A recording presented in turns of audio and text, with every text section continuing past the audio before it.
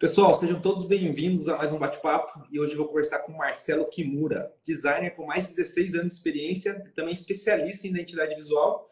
O Marcelo também é criador de conteúdo, compartilha seu conhecimento aí nas redes sociais, seja no seu canal do YouTube ou aqui mesmo no próprio Instagram. Marcelo, é um prazer ter aqui você hoje, cara. Já vem um tempo aí que acompanho o seu trabalho, muitas pessoas falam do seu trabalho, então é realmente muito legal a gente poder bater esse papo. E seja muito bem-vindo. E para começar esse papo, eu queria que você contasse um pouquinho de sua jornada, que é algo que eu sempre gosto de perguntar para a galera, algo que eu curto conhecer, sabe? A jornada, o caminho que a pessoa percorreu para chegar até os dias de hoje. Então, seja bem-vindo. Obrigado. Obrigado pelo convite. Boa noite, né, para todo mundo que está aí, que tá chegando, tá dando coraçãozinho, inclusive. Eu tô vendo que vocês estão dando coraçãozinho aí, muito bom. Bom, é, eu queria ter uma história bonita para contar, assim, uma coisa poética, né? Pô, tava um dia e de repente o design me chamou, né? E eu fui, sabe, assim, aquelas histórias inspiradoras, mas não foi assim. Eu simplesmente era, desde criança, né? Eu tenho um gosto muito forte por lápis, desenho, gosto muito desse universo, né, de rabiscar. Eu era o aluno que era sempre cotado para fazer os mapas nos trabalhos escolares, então a turma me chamava, pô, chama o Kimura lá, porque ele sabe desenhar mapa. Então eu trabalhava com essa parte, desenhar célula, pô, desenhei muita célula. Então eu ficava com essa parte mais técnica, eu gostava de desenhar letrinhas pequenas nos mapas, assim, gostava de fazer capa de trabalho. Então eu sempre fui uma criança que se mostrou muito interessada nesse mundo, né? Tipografia não, que eu nem sabia o que era isso, mas desenhar letras, desenhar coisas, criar coisas. E isso foi assim até um desafio, né? Porque ninguém na minha família tem isso. Então eles muitas vezes eles não entendiam, né? Meu pai brigava muito comigo quando eu pegava as canetas dele e gastava todas fazendo um desenho. Aí a minha mãe sempre me apoiou, né? Então tinha esse contraponto. Meu pai brigava de um lado, minha mãe me incentivava de outro, e aí dava esse equilíbrio. Foi muito importante pro desenvolvimento quando criança. E aí Desde essa chegou. época você já era artista, né? Não sei ser artista, cara. Eu acho que eu era só curioso, fução, assim, gostava de desenhar. Eu não sou ilustrador, né? Eu não sou desenhista, eu não tenho talento para isso. Eu acho que se eu fosse desenhar, talvez até sairia alguma coisa se eu estudasse, né? Naquela época eu só gostava de desenhar letras, eu gostava de, enfim. Por exemplo, às vezes eu comprava CD pirata, né? Porque, enfim, a minha pré-adolescência não foi fácil, né? A gente nunca tinha dinheiro para comprar o CD original. Eu ia lá, às vezes, no camelô, comprava o CD pirata. E o CD pirata não vem com a capinha, ele vem num Sim, é só o plástico. DVD. É. Isso. Aí eu pegava, comprava uma capinha de acrílico e eu fazia a minha capa. Desenhava lá o que tinha ali, botava o nome das músicas atrás. Já E dava eu me aquela diverti. personalizada. Eu me diverti a beça fazendo isso, assim, sabe? Então, eu, eu cresci assim, sabe? Dentro desse interesse. E aí chegou a adolescência, vai chegando perto da idade adulta, e as pessoas ao nosso redor vai, para com esse negócio aí, que vai procurar uma coisa séria, né? Pra você trabalhar. Esse negócio de desenhar aí não dá em nada. E meu pai mesmo, ele falava, né? Ó, você tem que arrumar um emprego que vai das 8 às 6. Isso é que é um emprego. Então, eu cresci muito assim nesse pensamento tradicional. Quando eu fiz 16 anos, o meu Só pai, entendendo, naquela. Oi? e isso é difícil mostrar para as pessoas que pode ser um caminho sem antes mostrar o resultado, né? É Especialmente para os pais que difícil. vêm de outra cultura, são mais antigos. Então, até você conseguir mostrar resultados e falar, putz, é isso que eu gosto, é isso que eu quero seguir, vai um Exa- tempinho. Exato. E aí, soma-se a isso ao fato de que eu sou do interior, né? Então, eu nunca soube o que era design. Eu não sabia que desenhar letras é uma profissão. Tem gente que ganha dinheiro desenhando letras. Eu desenhava para colocar na capa do meu trabalho. Eu não tinha, sabe, nenhuma pretensão de, enfim, fazer qualquer coisa de cunho profissional. Minha mãe falava que eu ia ser arquiteto, porque na cabeça dela sabe desenhar, vai ser arquiteto ou engenheiro. Sim. Então, design nunca passou pela cabeça de ninguém na minha família. e aí fui crescendo, quando eu fiz 16, acho que foi 17 anos, meu pai comprou um computador, naquela época você tinha que fazer um consórcio para fazer um computador, você pagava longos meses ali. E aí eu descobri um novo universo, porque eu descobri que dava para levar o que eu fazia para dentro do computador. Então aí eu descobri Photoshop, não sabia mexer, não tinha aula, não tinha nada. E o computador era tão. O Windows era pirata e vinha programas ali pirata, vinha Photoshop, vinha Corel. Não sei se você chegou a pegar essa época. Agora, Os, os, os técnicos de informática estavam se lascando para licença. No Windows era pirata, era tudo que tinha era pirata. Vinha Photoshop, vinha Corel, tudo pirata. Agradeço a essa pessoa que instalou o Corel e o Photoshop no meu computador, que ele já veio com Corel e Photoshop. E aí eu vi aqueles programinhas ali e falei, cara, o que que é isso? Fui dar uma pesquisada, comecei a mexer. Aí eu nessa acho época não tinha muito canal no YouTube ainda, né? O nada, pessoal ensinando. não tinha, acho que não tinha YouTube, cara, não É tinha. porque o YouTube. Isso aqui foi em que ano, mais ou menos? Ah, cara, sei lá, 2005? Ah, o YouTube acho que vem em 2007, 2008, se não me engano. É, veio depois. É, Lá, porque 2005 eu tava com 17 anos, foi por aí, 2004, 2005. é, A internet era discada, assim, para dar uma referência maior. é aquele barulhinho. Total, ficar esperando até meia-noite para entrar na internet, enfim, para gastar um pulso só. E, e aí eu encontrei um tutorial de Corel, porque até então, cara, eu usava o Photoshop para ficar mexendo em foto e eu não sabia direito, não sabia o que que fazia aquilo ali, sabe? Eu queria, tipo, fazer a montagem que as pessoas botavam um dente, botavam, mas assim, de forma muito intuitiva. Aumentava o nariz, diminuía o olho, fazia umas caricaturas, assim, umas coisas bem nada a ver, bem toscas assim, mas que eu me divertia fazendo. E aí eu encontrei um tutorial de Corel e aí comecei a mexer no Corel. Eu comecei a fazer desenhos, abri um Fotolog e comecei a postar esses desenhos no Fotolog. Nossa, eu tô denunciando muito aqui a minha idade, na minha trajetória, porque Fotolog nem existe mais também. Vai falar que usava o Deven, como que era? DeviantArt? Não sei se você lembra. DeviantArt tá É, no ar. Se você procurar DeviantArt Marcelo Kimura, tá no ar até hoje, eu nunca nossa, paguei. isso é das antigas. O Fotolog só não tá no ar porque eles realmente faliu, não sei o que aconteceu, É. fechou tudo. Mas senão tá no ar também. E aí eu comecei a fazer uns desenhos ali, comecei a ficar conhecido na minha cidade. As pessoas começavam a olhar, oh, o Kimura lá, o cara que faz os desenhos lá no Fotolog. Porque o Fotolog, ele era um blog, na época todo mundo da cidade tinha um É. blog. Barulhão aqui. Tinha um blog. E aí a galera postava rotina, postava... A Marimun, por exemplo, naquela época, não sei se a galera vai lembrar aí da Marimun, mas ela surgiu na época do Fotolog. Começou a época dos influenciadores ali, né? No blog, Fotolog e tal, MySpace. E aí eu não tinha que postar, porque eu era muito introvertido, eu não tirava foto de mim mesmo, não tinha nem câmera, eu falei, vou postar o quê aqui no Fotolog? Aí abri o Fotolog para colocar os desenhos. Comecei a ficar conhecido mesmo com os desenhos, e aí eu tava no mercado uma vez, cara, foi super aleatório isso. Toda sexta-feira eu ia no mercado com a minha mãe. E nesse dia a gente estava lá fazendo compras, encontrei um rapaz, um cara lá que eu sabia da existência dele, mas eu não conhecia ainda. Eu sabia que ele tinha uma agência, mas não sabia direito o que ele fazia. Ele falou: Ah, eu fiquei sabendo que você mexe no Corel e tal. Eu falei: Não, eu entendo um pouco. Não, vai lá, leva algum trabalho que você tem, que eu vou dar uma olhada, ver se você está apto a trabalhar lá na agência. Eu gravei os meus desenhos no CD-ROM. Que hoje eu faço, você fala isso, você fala, meu Deus, cara, para com isso, nada a ver. Mas naquela época era super comum. Sim. Levei lá, ele achou legal, gostou, e eu entrei lá para ficar vetorizando o logo. Então o que que eu fazia? Qual que era a minha função lá nessa agência?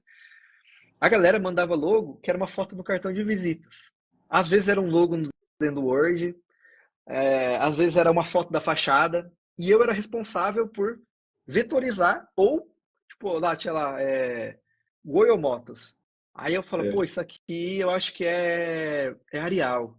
E aí eu via lá, e aí eu comecei a conhecer as fontes assim, sabe? Identificar pelo olho, assim, pela aparência. Acho que isso me ajudou a desenvolver muito essa questão de tipografias que depois eu acabei levando para as marcas, né, para os projetos de identidade visual. Ganhava R$ 300 por mês, então, assim, era nada, né? Mas o meu pai ficou feliz pra caramba, porque de fato aí eu tinha um emprego das 8 às 6.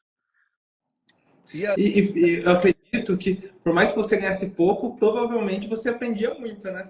aprendi, principalmente o que não fazer. E eu fiz muita coisa ali, cara. Eu fiz logo, eu fiz revista, eu fiz anúncios para jornal, anúncios para revista. Então, assim, colunas, impressos, fechamento de arquivo para impressão. Cara, eu fiz muito. Isso foi uma escola ali para mim. Porque eu aprendi muito, muito. Pra você ter uma ideia, meu primeiro projeto, assim, o primeiro banner que eu fiz, eu mandei para a gráfica e não convertia as fontes em curva. Aí o cara me ligou e falou: só temos um problema aqui. Era perto ali, na a empresa de comunicação visual. Eu cheguei lá, o cara falou assim: ó, você não converteu a fonte em curva. Eu falei: que diacho é isso? Que porra é isso? Aí eu falei: o que é converter fonte em curva? Aí ele me explicou, teve a paciência, né, de explicar. Aí eu voltei lá, fiz, converti tudinho. E aí eu fui, cara, fazendo vários trabalhos ali dentro, anúncio, panfleto de santinho para político, né? Sim. Campanha política eu fiz muito, trabalhei muito com isso, muito panfleto de supermercado. Mas acho que um Fazer dos aquelas, maiores aprendizados, aqueles fachada, banners. fiz muito, cara, fiz muito fachada, fiz muito. Inclusive, hoje eu vejo a galera fazendo fachada assim, e a galera faz aquela fachada que é lona, né? Que não tem ACM, não tem uma aplicação por cima nem nada, é só a lona impressa direto no material. E usando pouco contraste, por exemplo, eu até falo para a galera hoje, até hoje, assim, eu vou avaliar projeto, eu falo assim, irmão, isso aqui em 2 semanas vai sumir, porque tu não usou contraste, né? A lona, ela tem essa característica, muito sol ali, ela vai desaparecer na cor. Eu aprendi isso da pior maneira possível, porque eu fiz um trabalho uma vez, passou um mês, não tinha mais nada, a fachada tava branca, assim. E eu falei, nossa, cara, que cagada. Então eu aprendi muito assim no erro, tomei muita bronca de tomei muita bronca do patrão, tomei muita bronca de arte finalista, tomei muita bronca de tudo. Pra você ter uma ideia, assim, uma vez eu tava sentado lá na minha mesa, né? E meu patrão chegou com uma caixa gigante, assim. Ele falou assim para mim: sabe o que é isso aqui? Aí eu olhei, porque a gráfica, sempre quando ela entrega a caixa de impressos para você, ela coloca um exemplar da caixa colado em cima, para você saber do que se trata, para eles mesmos se localizar lá dentro.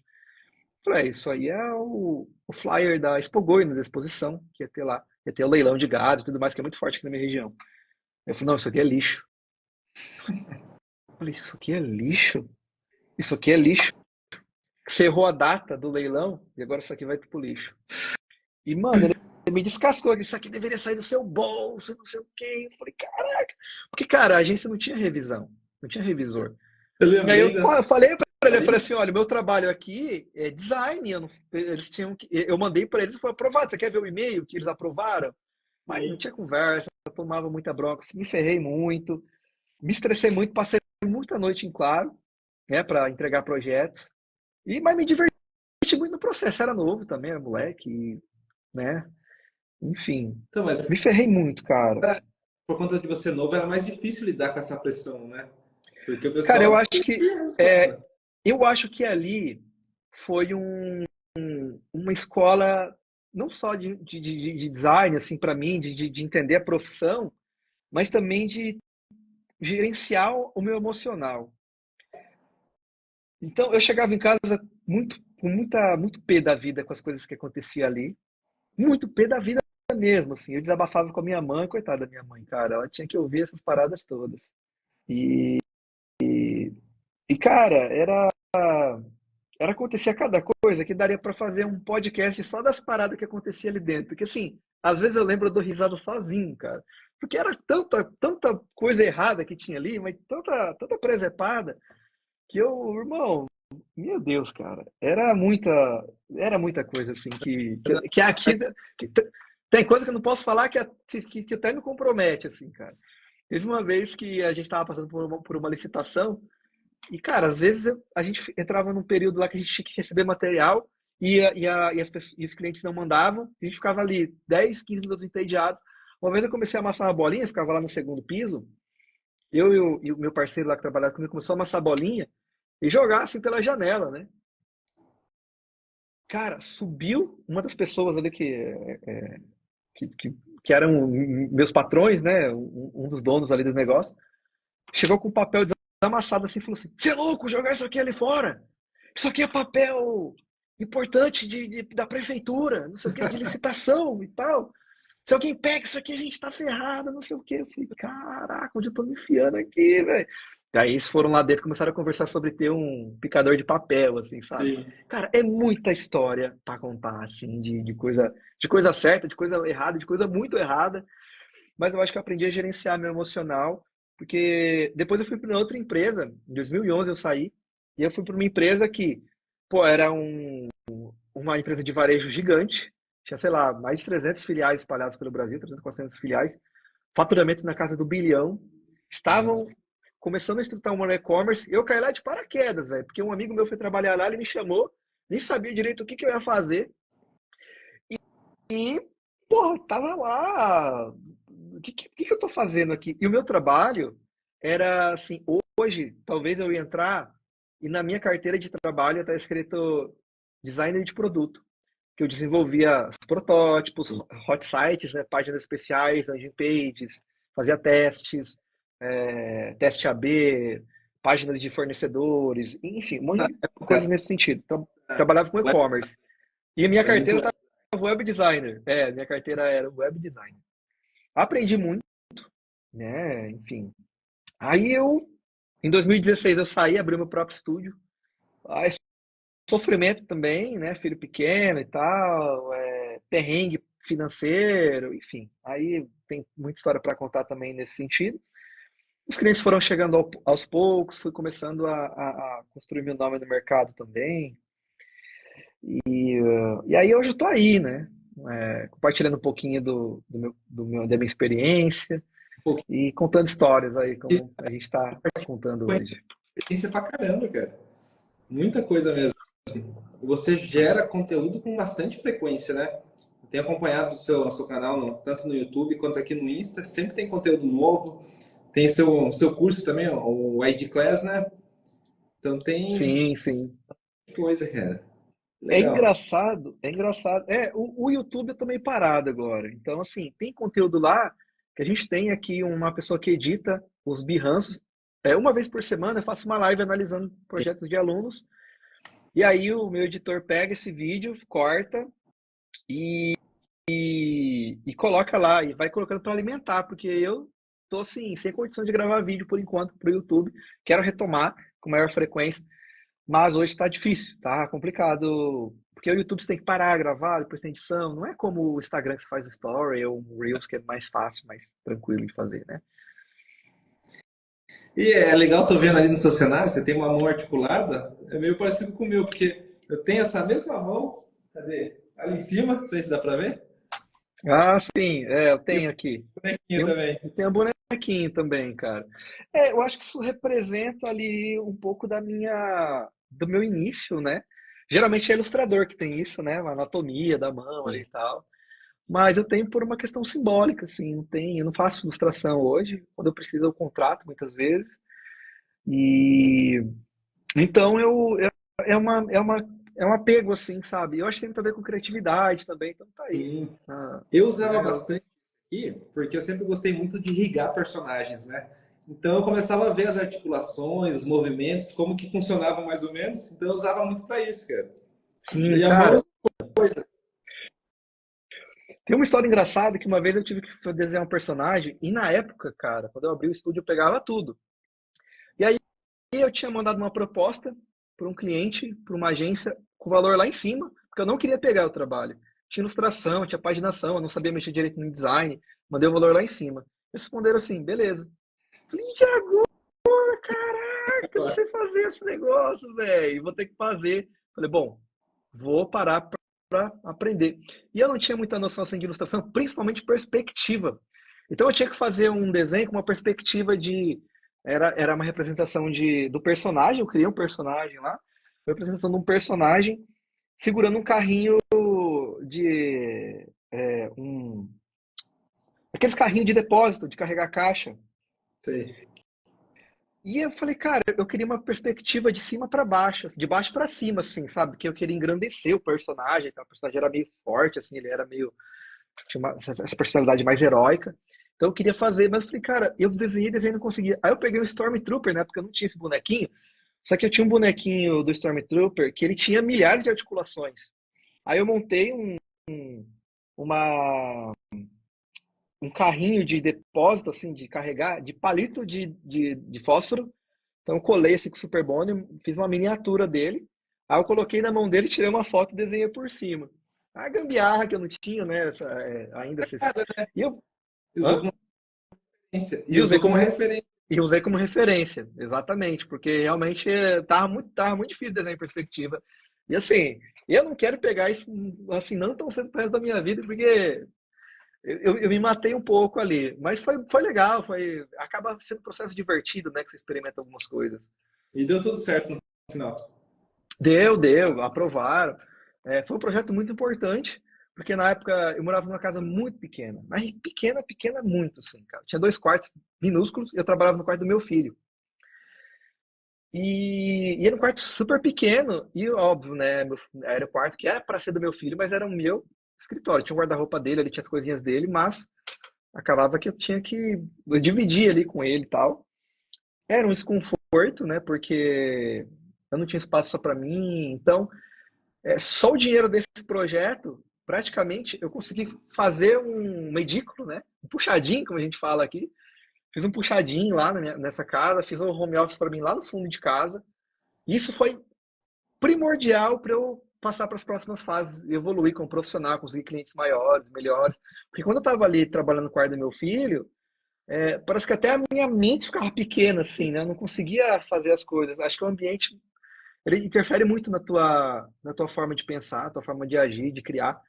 Então, esse foi um cliente muito importante, né? Deu tudo certo, deu para fazer algumas coisas ali com o dinheiro desse projeto e foi uma grande virada, assim, para mim, de tipo, cara, não tem o que eu não consiga fazer, né? Se eu parar para aprender, eu acho que eu consigo, né? Com preparo, né? Tipo Batman, né, cara? Com preparo a gente consegue fazer. Então, acho que eu consegui meio que provar ali para mim mesmo que eu dava Eu conta de acredito, algumas coisas.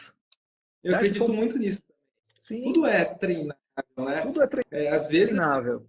aprender alguma coisa, mas se a gente realmente quiser e se dedicar, se empenhar naquilo, consegue aprender. Eu lembro até um exemplo nada a ver, mas que eu gostava muito de assistir o pessoal jogando bilhar, só que era muito ruim. Eu tinha jogado uma ou duas vezes. Eu falei, quer saber? Eu vou aprender. E comecei a treinar, treinar, treinar. E aprendi. E, entre outras coisas na vida, que eu achava que nunca consegui, em um certo momento eu achava que nunca iria conseguir, comecei a estudar, estudar. Aprende, tudo é treinável, né? Tudo é treinável. Inclusive, como eu falei lá no comecinho, eu era muito introvertido. Então, às vezes quem vê eu falando aqui na internet, fala, pô, o Kimura foi de boa, já, né, nasceu com uma certa aptidão para falar em público. Eu sou super vergonhoso, assim, eu não tenho. Então eu falei, cara, a partir do momento que eu começar a vender os meus projetos, ter que negociar com o cliente, eu vou ter que falar com eles. Eu vou ter que perder o medo de falar, vou ter que perder o medo, o receio de vender, que é uma Sim. coisa que é muito travada hoje. A gente que é da área criativa, a gente não quer vender, né? A gente quer que as pessoas comprem as nossas coisas, mas a gente não quer vender. E Só que fica aí, por executar, né? é, e eu tive que estudar isso, então eu tive que aprender. Ah, minha, minha oratória é excelente? Óbvio que não. Óbvio que eu tenho um monte de vício de linguagem, tem muita coisa para melhorar. Mas conforme eu fui ali estudando, pesquisando sobre, eu fui me desenvolvendo para destravar uma nova habilidade que foi essencial para eu conseguir ir passando de fase, né? Sim. É interessante que uma vez eu vi o Cortella falando que um rapaz chegou nele e falou: Ah, você tem o dom da palavra. Ele falou: quando a pessoa fala que a gente tem o dom, ela está tirando todo o mérito. Porque não é que eu tenho o dom, eu estudei, tive que estudar muito e praticar muito para conseguir falar dessa forma, né? Então é que nem no seu caso, você falou que é tímido. Então, para você conseguir falar que nem você fala hoje em dia na frente das telas, teve que ter uma constância ali e um treino, né? Sem falar da Uhum. disciplina tá fazendo esse tipo de conteúdo. Sim, tem uma frase que na internet é atribuída ao Tiger Woods, mas eu não sei se é verdade, mas a frase é muito boa, então fique com a frase. Porque é um baita de um profissional, ele é excelente no que ele faz. E aí falaram, né, que ele tinha talento e tal, e ele falou assim, eu tenho talento, e quanto mais eu treino, mais talentoso eu fico. Então é aquela coisa, né, o esforço sempre vai. O Cristiano Ronaldo também, ele falava que, poxa, quantas vezes. Michael Jordan, não sei se você assistiu o documentário dele, mas eu acho incrível também, assistam, né? The Last Dance, tá no Netflix. Cara, ele não foi selecionado para o time do colégio. A maioria das grandes personalidades que a gente conhece, cara, começou muito frustrado, assim, em algum momento. E precisou, de alguma forma, é, se se reerguer, né, repensar, começar de novo muitas vezes. Então, acho que faz parte do processo. A gente não fica imune a isso. Com certeza. E Marcelo, você falou que é do interior de São Paulo ou de outro lugar? Sou do interior do Paraná. Paraná. Legal. Fico no interior de São Paulo. Estamos nos Ah, extremos aí. então. É que o interior daí é diferente daí. Não sei, quantos mil habitantes tem essa cidade? Aqui na minha cidade tem em média 130 mil, mais ou menos. Ah, então tá parecido. Aqui tem 100. Tem É 100? porque essa fase, quando eu fui trabalhar nessa empresa em 2011, eu tive que ir para a cidade dessa empresa. E apesar de ser uma empresa grande, faturamento na casa dos bilhões, ela fica numa cidade de 5 mil habitantes. Então, hoje eu estou numa cidade que eu considero grande, perto da cidade que eu estava, mas ainda é interior, cidade pequena, né? Não tem nada, assim, nem perto do que São Paulo oferece.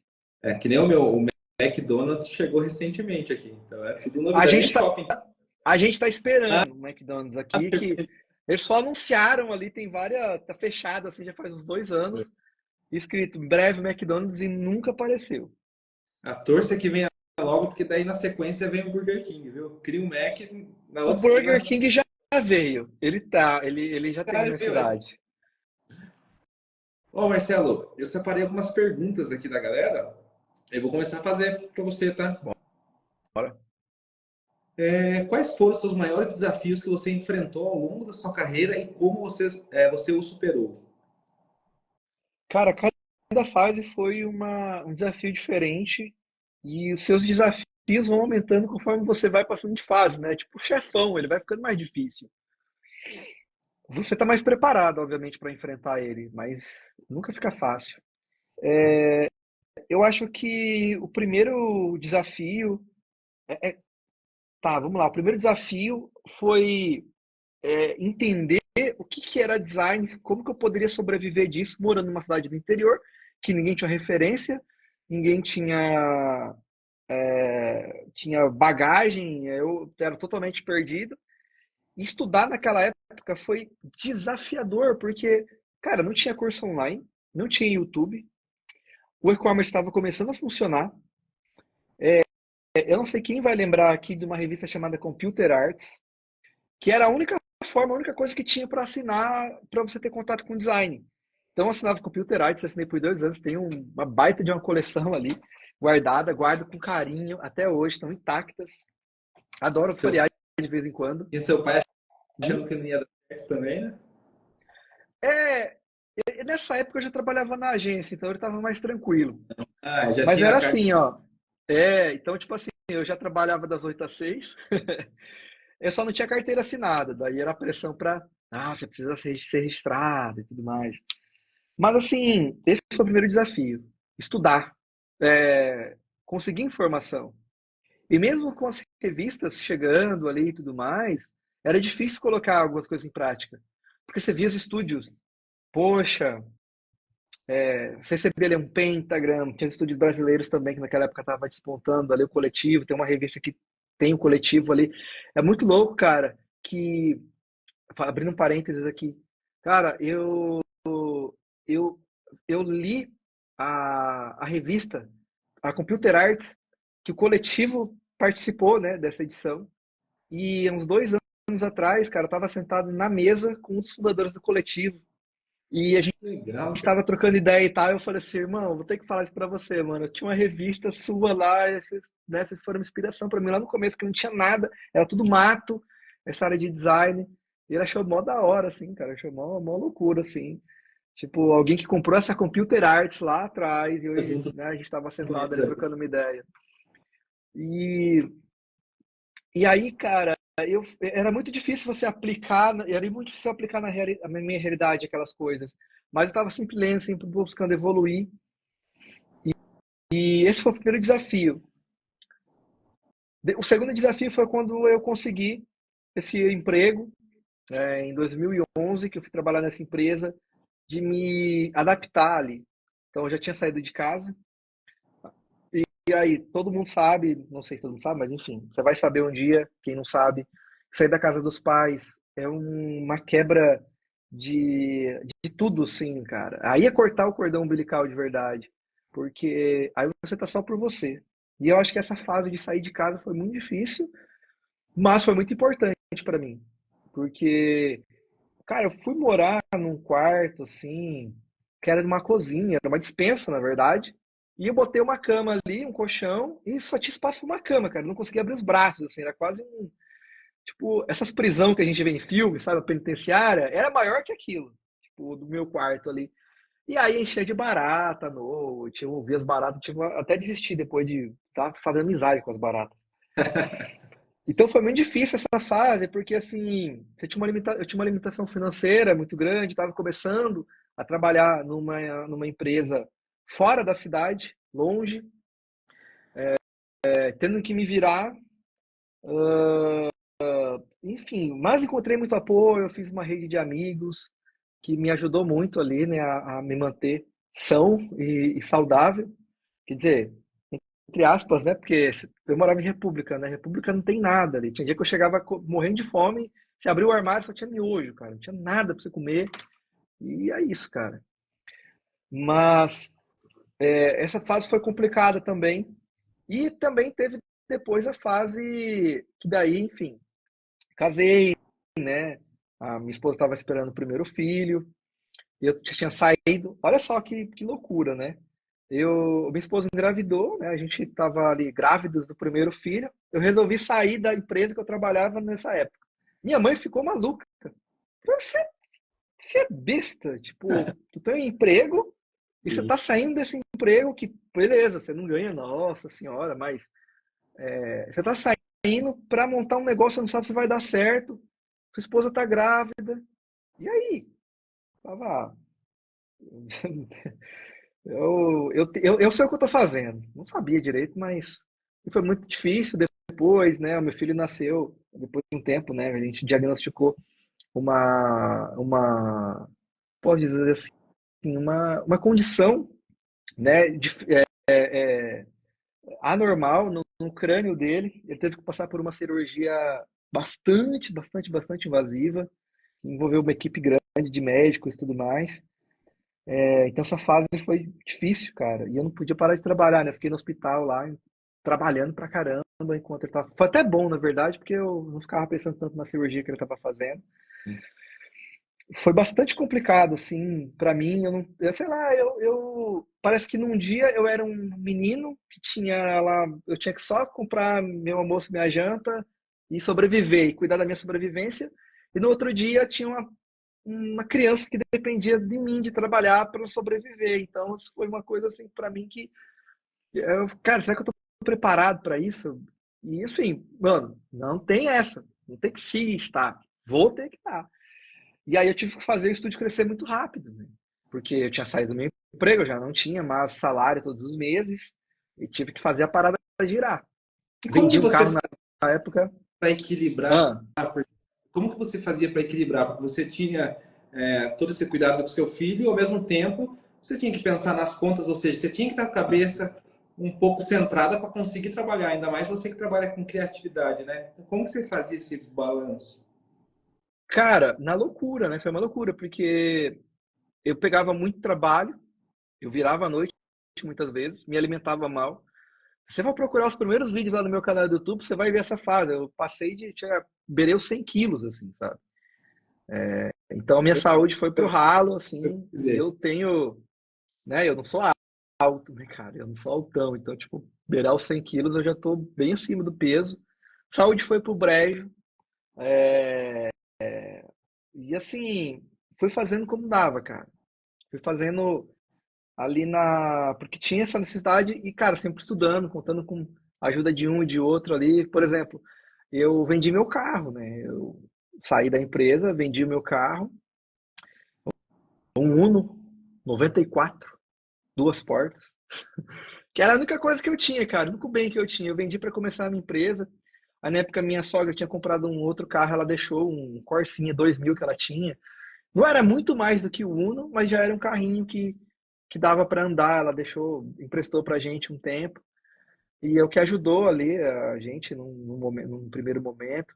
A gente, a gente nunca tá sozinho, né, nesse mundo. A gente sempre tem uma rede, é sempre importante ter uma rede de apoio.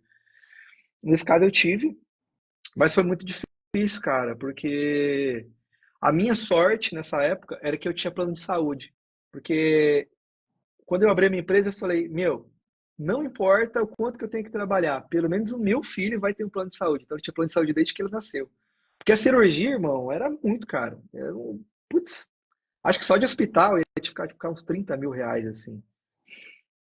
Então, fora a equipe médica, envolveu dois neurocirurgiões, três neurocirurgiões, dois anestesistas, foi uma cirurgia absurda. Hoje ele tá bem, obviamente, enfim. Foi uma fase muito difícil para mim e que eu repensei muitas vezes o que que eu tava fazendo da minha vida. Repensei muitas vezes assim, mano, o que que eu tô fazendo, cara? Deixa eu fazer outra coisa da vida e tal. Lembro que eu tinha uma câmera fotográfica, eu fiz ensaio fotográfico. Eu peguei muita coisa, trabalho que não tem nada a ver, assim, só por causa da grana mesmo. Fiz muita coisa nada a ver, cara, assim, tipo, pra pegar o dinheiro mesmo. E essa fase foi muito complicada, mas acho que foi o, a fase que me preparou, né? Que me deu casca Sim. para conseguir as fases depois, entrar nas fases que viriam depois, né? Que aí veio sim uma fase muito legal, muito boa, e daí para frente foi muito bom, assim, né? Não tenho do que reclamar. Eu acho que às vezes esses desafios, que nesse momento difícil que você passou, também serviu para te fortalecer, né? E você teve que amadurecer bem rápido, porque, como você falou, um dia você estava lá na casa dos seus pais, daqui a pouco você estava morando sozinho, depois já tinha seu filho, correr com as coisas e fazer rodar. Então, É, um dia para noite você teve que falar sim, muito e cara, sim. E eu tive, óbvio, né? Eu acho que a pessoa que mais me apoiou ali, para tudo até hoje, na verdade, foi a minha esposa, né? Porque era eu e ela. E aí eu falava, agora é a gente. Então, cara, eu acho que uma coisa, acho que um dos momentos mais difíceis para mim foi que eu cheguei na em uma fase em que eu sempre fui o cara assim que eu gostava de ter controle das coisas. Hoje eu já perdi. Esse controle fica mais com a minha esposa, mas eu sempre gostei de ter o controle financeiro das coisas. Então tinha uma planilha que eu jogava as despesas. E quando meu filho nasceu, eu fiz uma média, eu pesquisei na internet, quantas fraldas um bebê usa por dia, enfim, para eu ter uma noção de quanto de despesa ele ia me dar. E eu joguei e falei assim, amor, a gente está lascado. Não tem como, meu. Olha isso aqui, a gente vai viver assim, num aperto absurdo, cara. E aí a gente fez uma decisão. A gente falou, bom, a gente vai economizar aqui, vai economizar ali. E, e uma vez eu falei para ela, eu falei assim, olha, vai ter semanas que a gente não vai poder comer carne, por exemplo. A gente vai comprar uma linguiça, e é isso. E uma vez a gente tinha combinado de, assim, eu falei, olha, essa semana a gente não pode comprar carne. E aí chegou um dia ali, eu abri a geladeira e tinha um saco de carne moída, cara. Carne moída, assim, de segunda. E eu falei, cara, a gente brigou por causa disso. Lembro que eu briguei, que eu falei pra você que não era pra comprar carne. Alguns minutos depois eu falei, mano, eu tô brigando com a minha esposa por causa de carne, velho. Por causa de carne moída. A gente tá brigando aqui. A gente tá numa dificuldade financeira tão ruim, tão merda. E aí eu, assim, com aquele brio que, assim, a gente que é homem, a gente tem muito isso, pode ser considerado uma besteira, mas eu falei assim, cara, que merda, cara, que situação que eu não tô conseguindo nem, tipo, eu não consigo nem mensurar o como isso é ruim pra mim, assim, E eu pensava muito no meu pai, cara, meu pai nunca queria brigar com a minha mãe porque ela foi lá e comprou carne moída. E eu, sabe, pensei isso. Eu acho que esse dia para mim foi assim, meu, não dá mais, assim, eu vou ter que começar a fazer algumas coisas que eu não estou fazendo, eu vou ter que me dedicar mais. E acho que foi esse momento que eu falei, cara, não importa, o dia não tem mais 8 horas, né? O dia tem o que precisa ter. Aí eu dormia tarde, acordava cedo. Minha saúde foi pro ralo, tudo bem.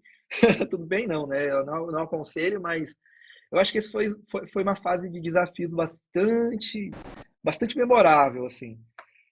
Hoje, assim, quando tipo, a gente está em algum restaurante legal, e hoje, assim, a nossa situação permite, às vezes eu lembro disso, né? Eu falo, caramba, um dia a gente estava lá brigando para comer uma carne moída, né? Hoje a gente está aqui, tipo, pô, num restaurante que tem estrela Michelin e fica pensando, meu, às vezes algumas coisas precisam acontecer para a gente ter essa percepção. Mas, óbvio que eu dou muito valor no meu dinheiro também hoje, né? Eu sei que dinheiro vem, dinheiro pode ir também. Mas a gente se permite alguns luxos de vez em quando, porque, pô, a gente passou maus bocados. Mas o que eu quero dizer aqui, resumidamente, tenham pessoas, alguém que vai te apoiar nessa jornada. Na minha jornada foi a minha esposa, que viu tudo, participou de tudo, me apoia muito até hoje. E ela me apoiou muito. Acho que ela foi a única pessoa que, quando eu fui sair da empresa, falou assim: Não, eu acredito em você. Eu sei que vai dar certo. Porque a minha mãe, todo mundo ao redor falava assim: É maluco, a esposa tá grávida, vai sair da empresa. Você é louco? Tipo, o que você vai fazer? Né, de onde você vai tirar grana? Enfim, é difícil, mas passou. E é legal que nessa fase difícil, vocês manteram a parceria, um ajudando o outro, e agora estão também usufruindo junto desse crescimento de vocês, né? Ah, Que com você agora certeza. podendo ir no restaurante legal, realmente viver, não sobreviver, né? É, Isso é bacana. Deixa eu ver o que mais tem de pergunta aqui que fizeram. O que te motivou a criar o curso ID Class? Pode compartilhar um pouco sobre o que os alunos podem esperar desse curso? legal. É muito doido a ideia. E aí, assim, entra na questão de criar conteúdo como um todo. Vou tentar ser o mais breve possível. Eu, voltando, né, eu trabalhei numa empresa, no e-commerce.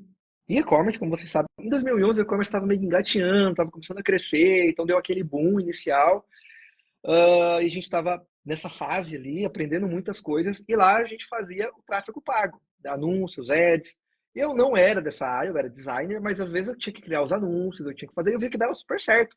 Então eu via lá, pô, é, é, CPC, essas siglas eram comuns para mim, né? CPC, custo por aquisição, custo por clique, enfim. E aí, quando eu saí, eu pensei, assim, a gente tinha blog também, a gente tinha alguns canais de aquisição, desses canais de aquisição era blog, que era produção de conteúdo. É. E aí, quando eu saí, eu falei, mano, eu sei muita coisa. Eu não tenho estrutura, mas eu tenho conhecimento que eu adquiri nessa empresa que eu trabalhei. Falei, meu, eu não tenho dinheiro para fazer tráfego agora, nesse momento, mas eu posso fazer conteúdo. E eu comecei a fazer conteúdo assim, quais são os fatores que você deve considerar na hora de contratar um designer? Contratar um designer ou uma agência? Conteúdo para clientes, para atrair clientes. Essa era a minha Esses intenção com o conteúdos meu já eram conteúdo. mais. Oi? Esses conteúdos você já fazia direcionado para as redes sociais para captar Para esses as redes novos clientes. sociais. Isso, eu comecei no Facebook a fazer esses vídeos. Deu certo por um tempo, consegui receber cliente. O problema disso é que começou a chegar muito designer. Por mais que a minha linguagem, o meu roteiro, tudo era feito para o cliente, começou a chegar muito designer. E aí, cara, de 2016 para frente, eu comecei a fazer muito projeto. Então, eu postava projeto sempre, ele estava postando projeto.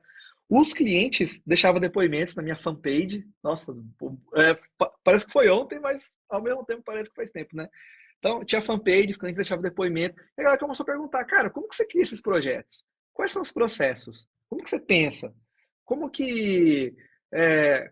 como que os clientes deixam depoimento para você? Os clientes, a galera falava, eu odeio meus clientes. Eles ficam pedindo alteração e não sei o quê. E eu tinha um pouco disso também, obviamente, que eu trabalhei em agência, mas eu estava mudando a minha percepção. Eu comecei a entender, eu comecei a ver o cliente como um parceiro realmente de negócio, onde eu ajudava o negócio dele a crescer e ele me pagava por isso. E eu pensei, poxa, é muito injusto eu maltratar ou falar mal da pessoa que está botando comida na minha mesa. Sim. E na época, as comunidades de design no Facebook, e até eu peguei um pouquinho dessa fase no Orkut também, era só reclamação, só a galera reclamando. E não foi muito difícil eu começar a me destacar, porque a maioria dos designers, freelancers, assim, independentes, prestavam um atendimento muito ruim. O cliente reclamava muito, o cliente às vezes me contratava, falava assim, às vezes, por exemplo, eu comecei a subir o valor dos meus projetos e os clientes começavam a pagar sem questionar. E eles falavam assim, teve um até que me falou, cara, se você me cobrasse o dobro, eu ia te pagar, porque você atende bem. Já contratei designer aí que, cara, não queria entender a minha empresa, não, enfim. Sim. E eu comecei a criar conteúdo para designer. Lá para 2017, eu comecei a criar conteúdo para designer. Porque a galera também começou a ver essa evolução. Eu comecei a crescer muito rápido também. Então, de um estúdio, de um pequeno quartinho lá do meu filho, né, eu construí um estúdio do zero, a galera acompanhava. Pô, eu comecei a formar uma comunidade ali no Facebook de pessoas interessadas na minha vida, no que eu tinha para falar, no que eu tinha para fazer. Eu comecei a criar esses conteúdos, comecei a criar vídeo para o YouTube. Porque o que eu pensava? Eu falava, a minha grande questão era, isso foi uma frase que eu ouvi do Murilo Gun, né, porque eu via muito podcast. Ele falou assim, ó, você pode trabalhar para crescer a tua fatia de pizza, pensar de forma individual. Ah, que se dane o mercado. Eu quero a minha fatia de pizza maior. Ou você pode trabalhar para você aumentar a pizza. E aí a tua fatia vai aumentar, mas de todo mundo vai aumentar ao mesmo tempo. Eu falei assim, se eu conseguir criar uma comunidade de designers mais conscientes, se eu conseguir fazer o cara que está cobrando R$ 200 hoje, cobrar 1.000, eu consigo hoje, que eu estou cobrando 2.000, 3.000, cobrar 5, 6.000. Eu consigo aumentar o meu preço também, porque toda a regra do mercado vai subir. Então eu comecei a criar conteúdos falando sobre metodologias, falando sobre negócios, falando sobre precificação. Essa coisa do design mais business mesmo. O design, óbvio, eu falo muito sobre design mesmo em si, tipografia, diagramação, blá blá blá, mas eu também falo muito sobre design como um negócio, como uma empresa, como fazer ajudar o teu cliente de fato. E aí a galera começou, pô, Kimura, tu tem que fazer um curso, eu tenho que fazer um curso, eu pagaria pra você, não sei o quê. Só que eu tinha filosofia assim, cara, eu vou fazer uma parada de graça. Em 2017 eu comecei a escrever um roteiro de um curso e falei, eu vou disponibilizar isso aqui pra galera, eu quero que a comunidade cresça e tudo mais. Só que eu nunca consegui terminar esse curso. Por quê? Eu tava lá criando o curso, parava para atender cliente. Aí eu engavetava o curso. Começava a criar, engavetava. Aí em 2018, eu fiz uma live, começo de 2018 eu fiz uma live, falando sobre os meus métodos, falando sobre a forma como eu crio. E tinha um menino lá, que ele entrou em contato comigo, ele falou assim, Kimura, eu fiz um curso com o Érico Rocha, chamado Fórmula de Lançamento. Ele apresentou toda essa parada para mim e se ofereceu para me ajudar a fazer um lançamento. Eu falei, mas como que vai funcionar? Porque ele entendeu que eu tinha essa dificuldade. Ele falou assim, ó, por que você nunca vai colocar o teu curso no ar? Mesmo de graça que seja. Porque você tem que parar para atender cliente. Você tem que atender cliente porque você precisa colocar dinheiro no seu bolso.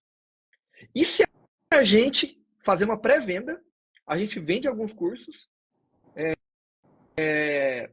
enfim, você coloca um dinheiro no teu caixa, consegue, consegue dispensar alguns clientes, falar, bom, não vou te atender esse mês ou por 2 meses que seja, e nesse mês você se dedica só a gravar os vídeos, a criar o curso. Eu falei, pô, essa é uma ideia muito boa, E, porque o aluno vai financiar esse projeto. e Eu você falei vai assim, irmão, conseguir separar seu tempo e se dedicar a ele, né? O projeto. exato. Só que eu falei, cara, eu não tenho nada gravado. Ele falou assim, não, a gente faz uma pré-venda. Eu falei, quem que vai comprar um produto que não existe? Quem que vai comprar? Ele falou, cara, a galera confia em você. Eles vão comprar. Eu falei, cara, eu não tenho uma aula gravada, eu não sei nem se eu sei fazer aula, eu não sei nem se eu sei gravar aula. Eu não sei, cara. Aí ele falou, tá, não, faz. Se tudo der errado, você devolve o dinheiro da galera. Depois, isso é um risco enorme, porque daí eu vou ter que devolver o dinheiro e vou estar com um desfalque na minha empresa. Mas arrisquei, né? Falei, vamos lá. Fiz, né? Abrimos uma turma, a gente tinha uma meta de 10 pessoas. Se 10 pessoas comprar o curso, ele está validado. Quando a gente abriu, 20 pessoas compraram, 21 na verdade. E falei, caraca, irmão, a galera tá comprando uma parada que eu não tenho nem para vender, eles estão confiando em mim, eu não sei, que loucura. Aí eu, eu comecei a gravar as aulas e aí pintou aquele medo. Mano, e se a galera agora não gostar das aulas? Eu não sei se eu sei dar aula. Aí eu gravei o primeiro módulo, coloquei lá, a galera pirou, falou: Meu Deus do céu, a melhor coisa que eu já comprei na minha vida, não sei o quê. Foi o segundo módulo, botei na hora, eu comecei a ganhar confiança. Eu falei, pô, acho que eu sei fazer essa parada e tal. E aí foi ficando legal, a gente formou uma super comunidade em torno do curso. E aí a galera foi pedindo mais, porque essas 20 pessoas começaram a indicar para outros que, Moura, tem gente querendo entrar, tem gente abre turma, não sei o quê. E o The Class era um negócio secundário, o meu curso. Ele sempre esteve à sombra do estúdio. E o bagulho começou a crescer tanto, tanto, tanto, porque eu tinha a ideia de encerrar um ano depois. O The Class ia começar em março de 2018 e ele ia encerrar em março de 2019. Tinha data para terminar. Só que no meio disso tudo, cara, eu me envolvi numa parada tão feroz ali, porque a galera queria comprar e virou um negócio. Hoje eu tenho um sócio no curso, né? Então a gente, o braço de educação é extremamente importante para a empresa, né? Mas são coisas diferentes. Então tem a minha empresa e The Class, tem empresa que é o estúdio e, e muita coisa que eu compartilho hoje no ID Class, o ID Class já está na sua segunda versão. Muita coisa que eu compartilho hoje no ID Class são coisas que eu aprendo no dia a dia. Então é muito o curso da prática, de quem está ali fazendo as paradas e tal. E eu vi que Então foi, tem mais de 130 horas de conteúdo, né? cara, tem hora, eu não sei mais como tem, cara, porque tem o conteúdo, a grade, que é a principal ali que tu assiste, mas tem muita gravação de tipo conversa com o aluno, mentorias, análise de projetos, tem conteúdo, fora os extras, né? Tem bônus, porque o mercado, o meu curso começou a ganhar uma notoriedade muito grande dentro do design.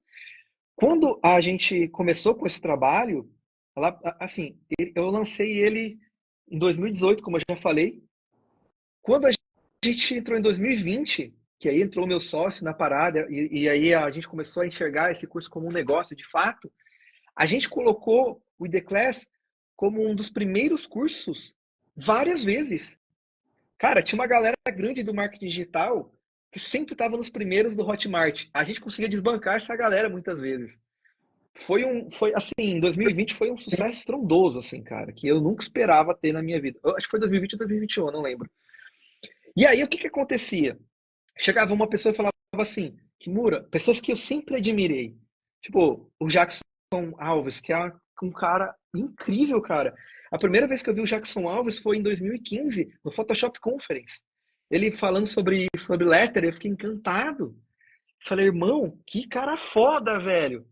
E aí acho que foi ano passado, ano retrasado, não sei. Ele entrou em contato comigo e falou, Kimura, posso criar um conteúdo pro teu curso? Disponibilizar lá?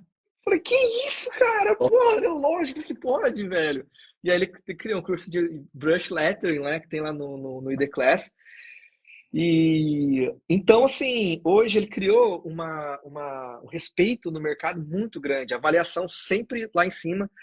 Tá aí há 6 anos no mercado, sempre com uma avaliação muito boa dentro do Hotmart. Hotmart, cara, uma vez o Hotmart chegou, o Hotmart estava com uma ação social durante a pandemia. E eles chegaram para a gente e falaram assim: a gente está com uma ação social, a gente está dando cursos para as pessoas. E a gente fazendo uma pesquisa, viu que o teu curso é um dos que mais está transformando o mercado hoje. Vocês não querem fazer uma parceria? Eles compraram tipo 100 cursos, se eu não me engano, e distribuíram para a galera. A gente deu muita bolsa também nessa época da pandemia. A gente deu. Eu acho que isso foi legal, porque a gente teve um, a gente teve um sucesso muito grande.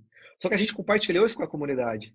A gente deu, assim, entre bolsas, entre equipamentos, para designers que estavam em situação, né, de risco ali. A gente teve vários programas sociais. A gente conseguiu colaborar com o mercado com mais de R$ 800 mil que a gente doou através dessas ações. Então, a gente conseguiu fazer coisas muito legais, assim, muito bacanas mesmo no mercado e alcançar muita gente, né? Eu acho que isso que é o legal, levar, democratizar o design, levar essa mensagem até para pessoas que nem são da área. Então, o curso transformou muito a minha trajetória, a minha vida, e começou com uma coisa que eu achei super chata na época, que foi, cara, esses designers que estão chegando aqui estão atrapalhando a minha estratégia porque eles estão chegando aqui, eu não quero que designers me... Eu falo, pô, Kimura, você é muito... como é que fala? É, pô, esqueci a palavra agora. Mas você se preocupa com os outros, né? Você, é, é, enfim, você pensa nas pessoas. Não foi assim que começou, não, irmão. Eu queria a minha fatia de pizza, entendeu? Eu queria fazer meu nome no mercado, tá? Um pouco lixando para os outros designers. Eu até falava assim, que bom que os outros designers ficam maltratando o cliente, porque eu sempre vou ter cliente, porque eu atendo bem, né? Então ele começou com um gesto de egoísmo no início, na verdade, né? A criação de conteúdo. Só que aí eu fui vendo que ajudar a comunidade era algo que, pô, tava fazendo diferença naquela época. Cara, eu compartilhei muita coisa assim, de graça. Eu chamava um a um no direct. Cara, pra você ter uma ideia, eu tirava entre 1 a 2 horas por dia para responder o Messenger no Facebook, cara. Responder pessoas ali. Então, uma parada assim que eu fazia, que eu acabei abraçando como um propósito de vida, mas eu não tinha. Eu E não você tinha isso. construiu uma baita comunidade, né? E é legal que, e você falou no começo, você era egoísta, mas a partir do momento que você teve essa outra visão, você além de crescer profissionalmente, crescer toda a sua estrutura, você conseguiu também levar muito conhecimento para outras pessoas, que possivelmente, tipo, deslancharam a partir dali, né? Sim, sim, cara.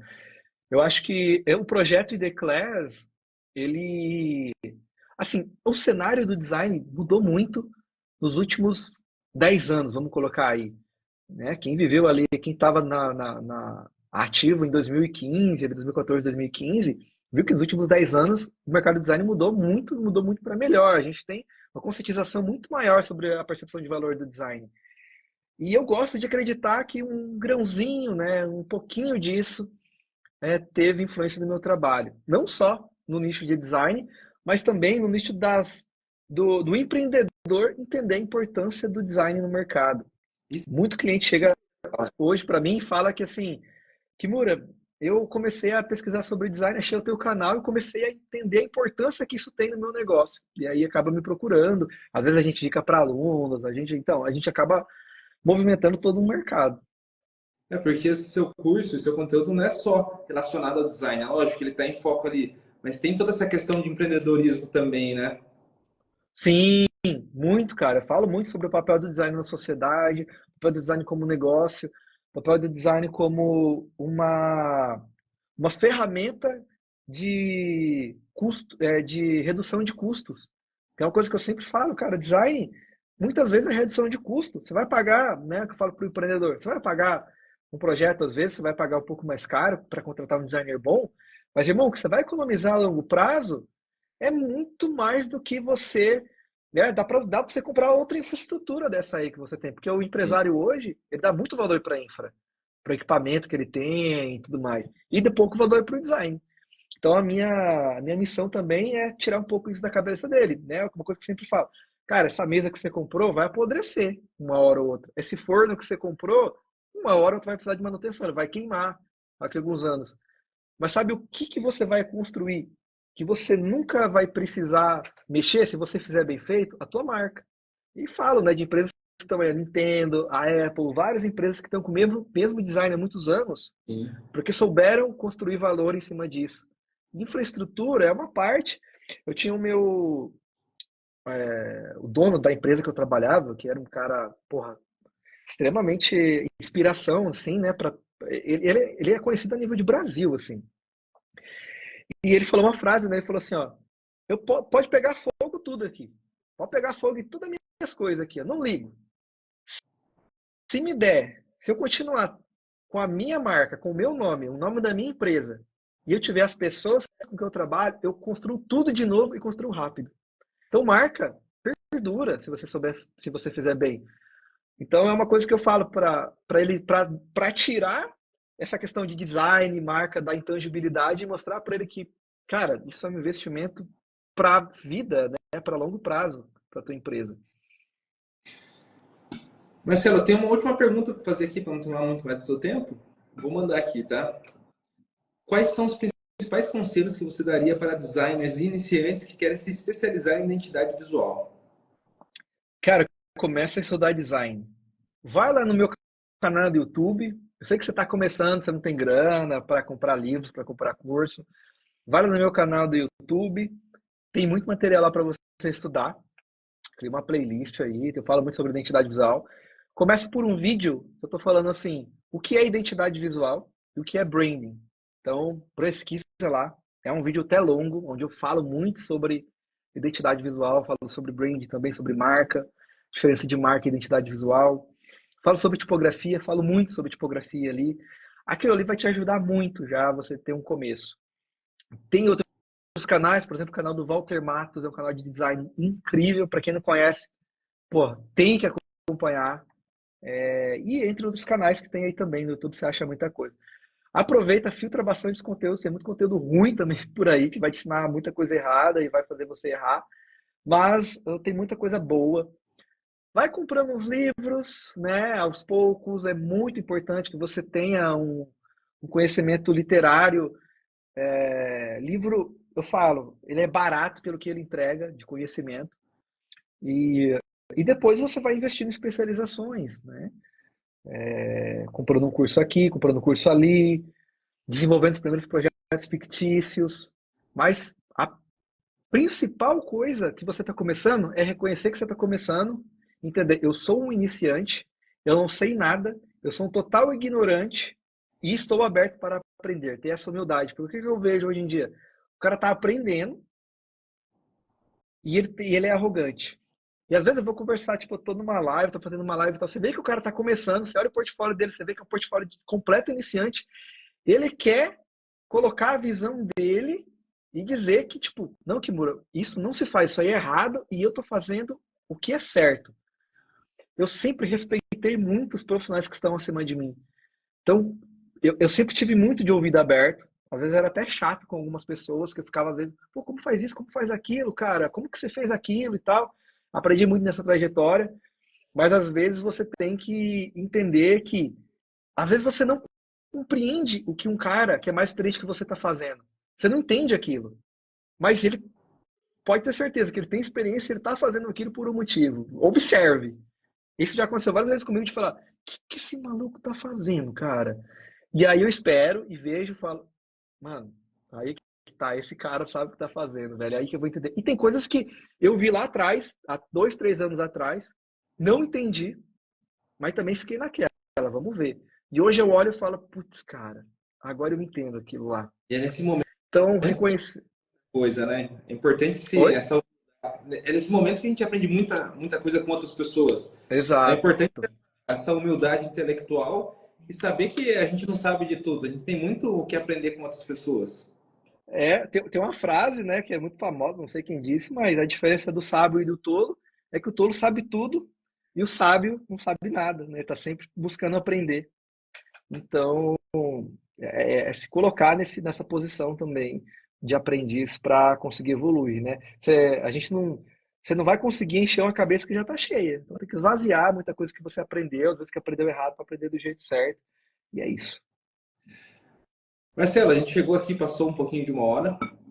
Vamos aproveitar a audiência daqui ainda. Vou pedir para o pessoal tirar um print da tela. Vamos fazer uma pose aí de uns 5 segundos. Pessoal, daí tira um print aqui dessa tela. Se puderem, marca o Marcelo, para a gente ter um alcance cada vez maior dessas lives, tá bom?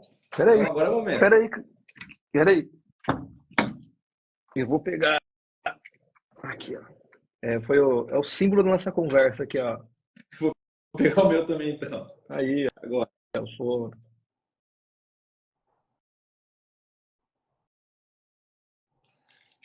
Show de bola. Marcelo, muito obrigado, de verdade. Foi um prazer conversar com você. Como foi um prazer participar daquele projeto de animação do personagem. Foi muito Ah, legal. legal, cara, a gente não falou disso. Até comentar assim, pra quem me segue, quem animou o bonequinho lá, fez bonequinho lá, mexendo e tal, foi o Thiago, velho. A gente não Opa, falou disso, né, cara? passou voando a hora, a gente conversou sobre vários É, assuntos e não deu tempo. é, cara, Mas muito legal, cara. E essa aqui é tão correria também, a gente esquece de algumas coisas. uma coisa Mas, pô, que eu gostei muito hum, foi do seu feedback, cara. muito organizado, você gravou o vídeo lá explicando certinho. Então foi fácil de fazer os ajustes. Porque às vezes o cliente pede, óbvio, sempre pede ajustes, né? Mas não sabe como explicar.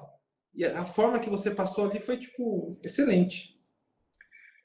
Hoje eu evito fazer uma reunião, então o que que eu faço? Eu gravo a minha tela, gravando, falando, ó, isso aqui, eu passo pro designer, ou pro motion, ou pro... E eu falei, cara, é muito mais rápido, porque você não precisa fazer uma reunião para você explicar, você não toma tempo da pessoa, e a pessoa vê lá de uma forma muito fácil, muito rápida, e consegue fazer. Mas que bom que eu consegui também transmitir, né, a ideia, porque eu falei, lembra que eu até falei para você, eu falei, cara, eu não sei como explicar, velho, isso aqui.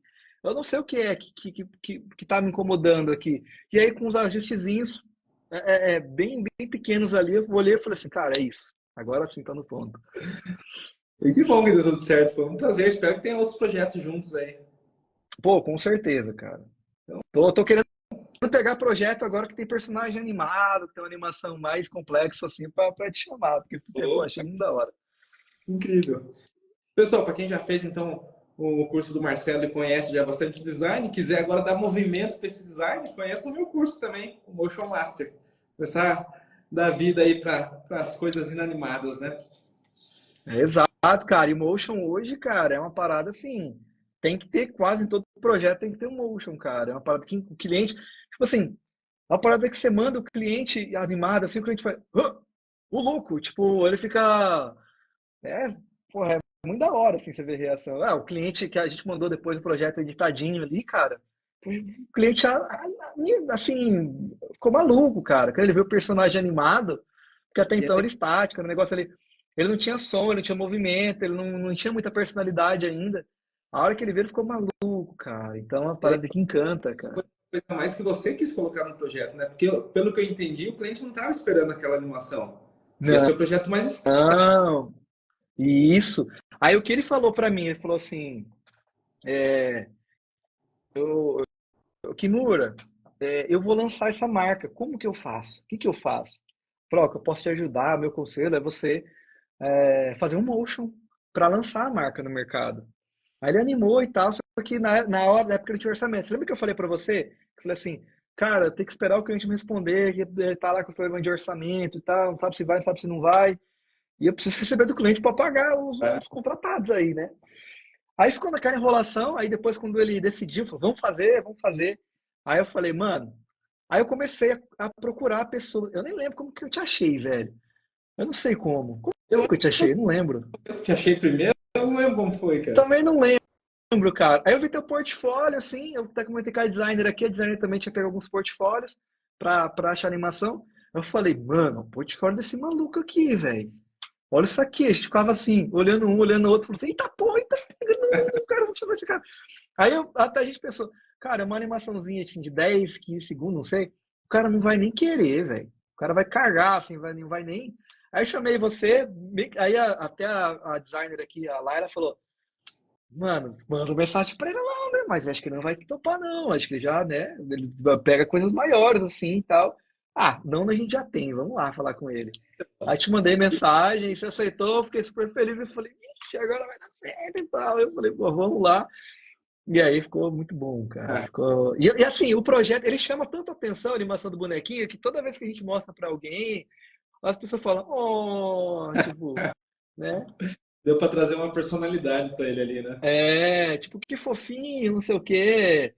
Então, o Motion trouxe muito isso, sabe? De as pessoas se identificarem. E era isso que a gente queria levar para o projeto. Uma coisa fofinha, mas ao mesmo tempo divertida, que tem uma certa personalidade ali. E a partir daí o cliente até pode depois fazer outras coisas mais loucas, assim, dar mais vida para ele. É isso, Marcelo. Muito obrigado mais uma vez e vamos nessa. Pessoal, semana que vem tem mais live aí. Valeu. Boa Valeu, Thiago. noite. Obrigadão, cara. Até mais. Um abraço. Valeu.